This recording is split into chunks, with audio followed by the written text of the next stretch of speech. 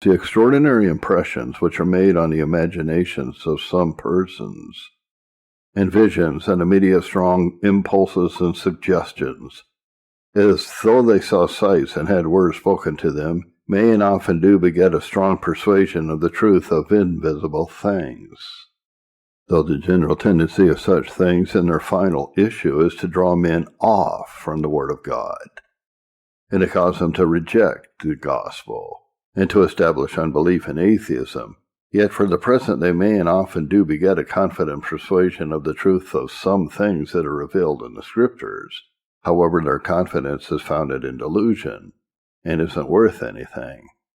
As for instance, if a person has by some invisible agent immediately and strongly impressed on his imagination the appearance of a bright light and glorious form of a person seated on a throne, with great external majesty and beauty, uttering some remarkable words with great force and energy, the person who is the subject of such an operation may be, from this, confident that there are invisible agent spiritual beings from which he is experienced, knowing that he had no hand himself in these extraordinary effects which he has experienced. He may also be confident that this is Christ whom he saw and heard speaking, and this may make him confident that there is a Christ, and that Christ reigns on a throne in heaven, as he saw him, and may be confident that the words which he heard him speak are true, in the same manner as the lying miracles of the papists may for the present beget in their minds,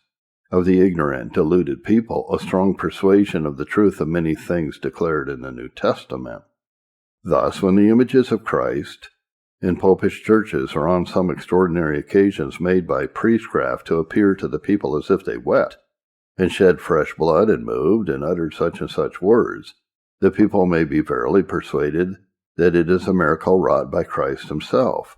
and from this may be confident there is a Christ, and that what they are told of his death and sufferings, resurrection and ascension, and present government of the world is true, for they may look upon this miracle as a certain evidence of all of these things, and a kind of ocular demonstration of them. This may be the influence of these lying wonders for the present,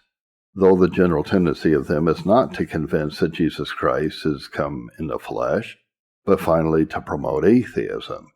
Even the intercourse which Satan had with witches, and their often experiencing his immediate power, has a tendency to convince them of the truth of some of the doctrines of religion, as particularly the reality of an invisible world, or world of spirits, contrary to the doctrine of the Sadducees.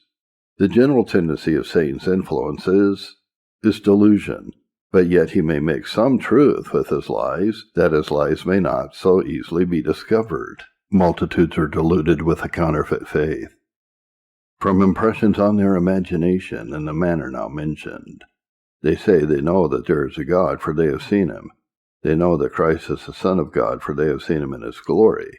They know that Christ died for sinners, for they have seen him hanging on the cross, and his blood running from his wounds. They know there is a heaven and a hell, for they have seen the misery of the damned souls in hell, and the glory of saints and angels in heaven, meaning some external representation strongly impressed on their imagination. They know that the Scriptures are the Word of God, and that such and such promises in particular are his word, for they have heard him speak them to them. They came to their minds suddenly and immediately from God, without their having any hand in it.